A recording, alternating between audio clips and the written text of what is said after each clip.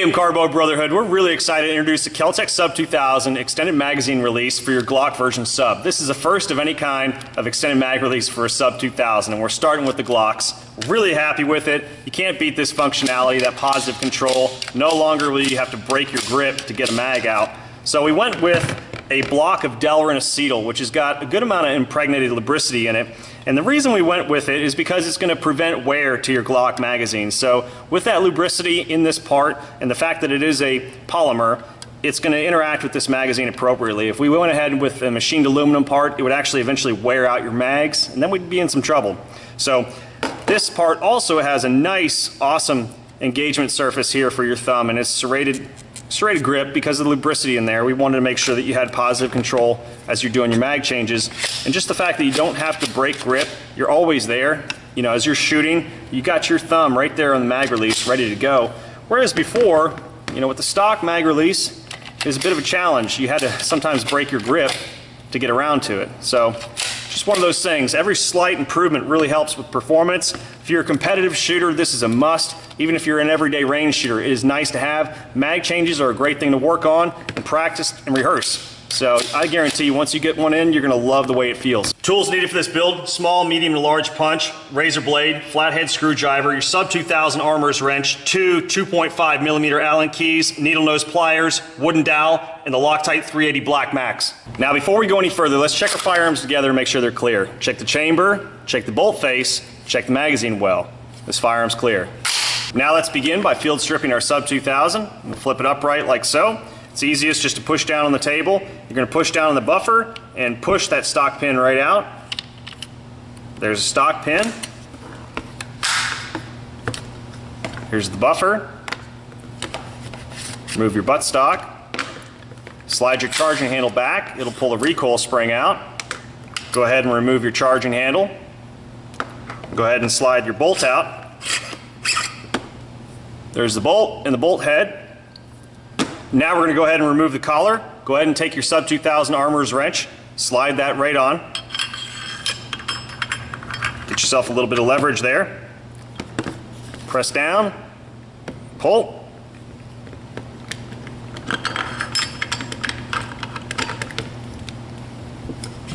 Nice. Once it's snapped loose, you should be able to twist it right off. What I love about the armorer's wrench, that won't damage any of these little nodules here on the collar, which is great. That Loctite 380, that Black Max, is what keeps it all together. Now we're going to remove our crossbolt safety. We're going to start with the ejection port side first. Go ahead and take the T-handle of your Allen key and put that underneath the crossbolt safety so you got a little counter pressure. Take your small punch, and we're going to go ahead and position this E-clip in a way that we can get to it easily with our SUB-2000 armorer's wrench. Take the working end, and we're going to go ahead and just push on it. Now I want to caution you, just be careful. This is steel and this is polymer, so don't get aggressive with it. The idea with this working end is just to get it started.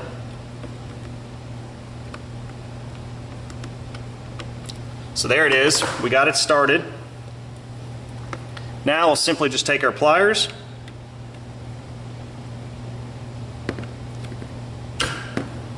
pull it right off. Now we're going to go to the other side, and we're going to control the exit of the spring and detent that are inside the crossbolt safety. So we're going to go ahead and look for it here. Actually turn this whole thing. See it? There we go. Put your finger over it, because that will go flying. And you're just going to control the exit of it. Okay, now we can remove the detent and spring.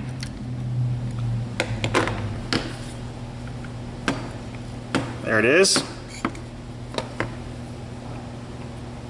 This is how it's going to go back in. Set that aside. Now go ahead and take your T-handle. Once again, do the same thing. Place it underneath the crossbolt safety. A little counter pressure. This side's a little easier. You got a little more room.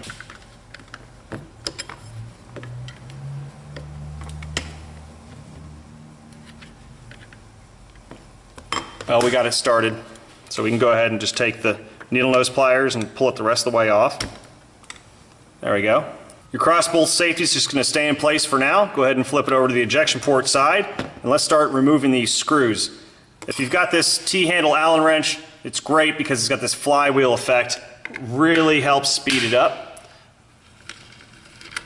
Isn't that nice? Really encourage you get one of these and just kind of keep it as your dedicated sub-2000 armorer's tool. Should have almost like a little armorer's toolkit, because this thing is perfect. Anything you can do to eliminate some of the frustration, especially something that's time consuming like removing screws, it's really the best way. You want to do it by hand, so this would be the fastest way to do it by hand.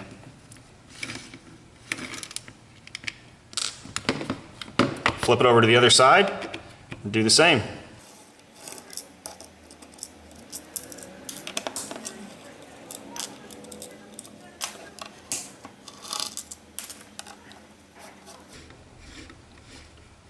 Okay, here's a great learning point. So if you get into this point where you've got a screw that's just stuck and spinning, you take the other Allen key and you're going to stick it up on the opposite side. So we put it in the opposite side where we just removed that previous screw, and now we're going to push down on it.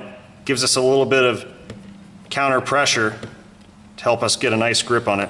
Now we're going to go ahead and collapse it,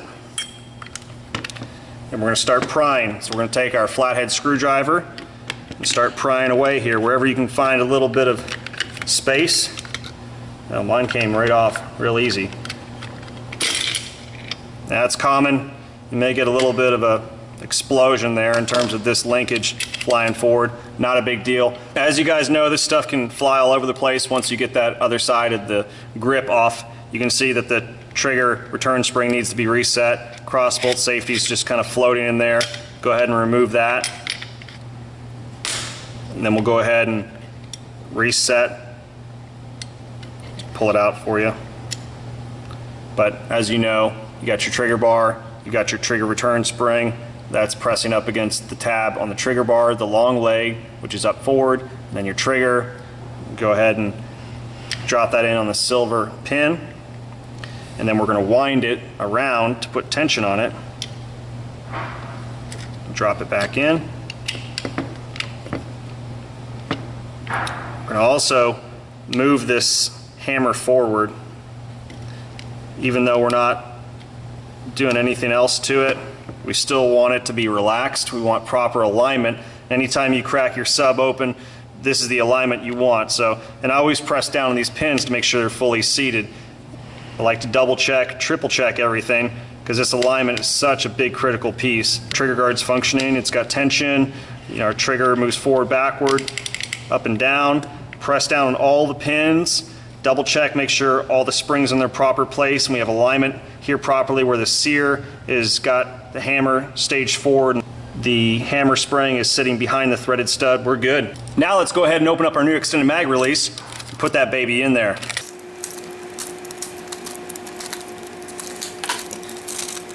Really helps if you have an empty magazine to assist with this. So pull the old mag release out. We're going to just kind of position our empty magazine in there. Let's take a quick look. Look at that. Wow. Night and day difference.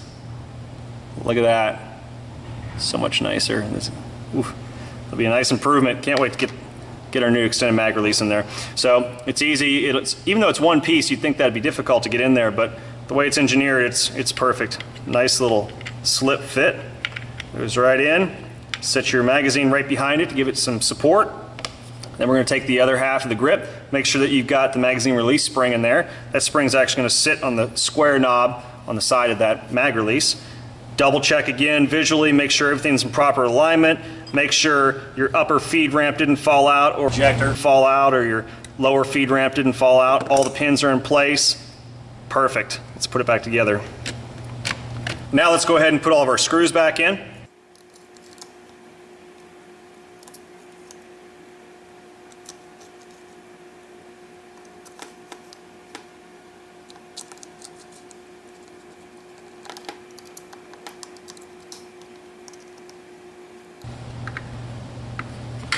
Flip it over, do the same on the other side.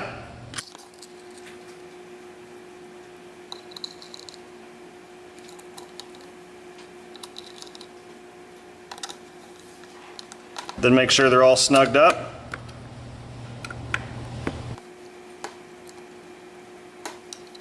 Now let's go ahead and push the hammer back. Take your punch and your wooden dowel. Get your punch in there just to get the hammer started. And then take your wooden dowel, push it all the way back till you hear that click. Now we're going to insert a cross bolt safety. Go ahead and turn it upside down. You're going to take your small punch and you're going to actually attack this trigger bar here from the opposite side. So get your cross bolt safety and you're going to start with the safety side going in. We want the fire side on the right hand side of the grip. Take your small punch, go through, pull up on that trigger bar, and go ahead and insert your cross bolt safety and position it so that your hole is pointing up at you so we can put in the spring and the detent. Grab both of those items, take your spring, drop that in, then take your detent and drop it in like this, where that little tab is going in first. Now take your razor blade, compress the detent and spring, and then push it in slightly so that it actually holds itself in place as it's resting under part of the polymer. Go ahead and flip your sub over, non-ejection port side, take your E-clip, line it up, then take your sub-2000 armorer's wrench. Nice. Take your other E-clip and the wrench, line it up.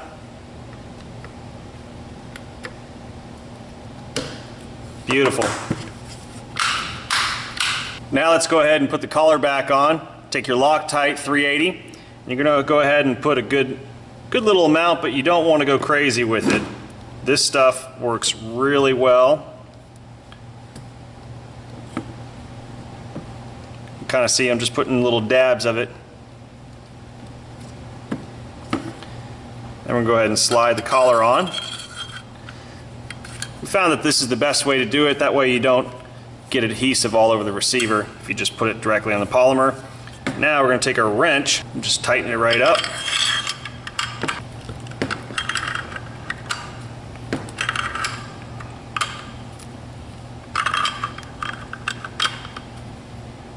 Now let's go ahead and reinstall the bolt head. Slide those in. Make sure you got the alignment for the charging handle.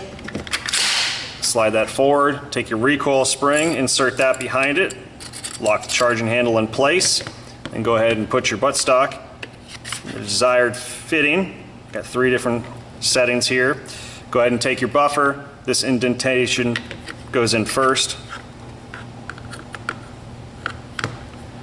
And push, once you get them all lined up, it helps just pushing down on the table. Good to go. Now before we test out our new extended mag release, let's make sure we do a function check. Place the weapon on safe. Pull the trigger, nothing, perfect. On fire, awesome, hold it down.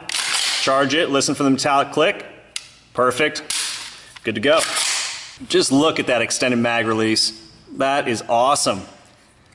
Nice serrated lines here for good grip. Nice rounded radiuses on the side. Awesome part. Let's see how it feels. Throw a mag in. Don't have to break the grip anymore. Look at that. Perfect. I mean, this is amazing. I don't know how we did it before without this. Fantastic. You can't beat this. Guys, if you've got the rest of the upgrades, you got to have this one. Time to go back in the sub. Fortunately, we've got the sub-2000 armorer's wrench now. Thanks, guys. Hope you enjoyed it. Happy shooting.